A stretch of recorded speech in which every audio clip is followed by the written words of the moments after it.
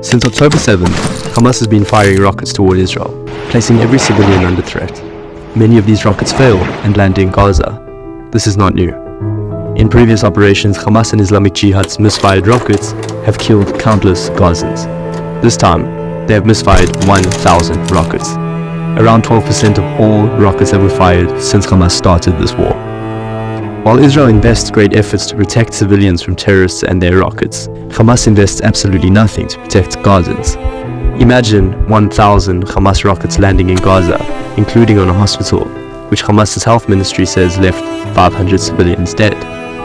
This indiscriminate fire is enough to be a significant attack on Gaza itself. The facts leave no room for doubt.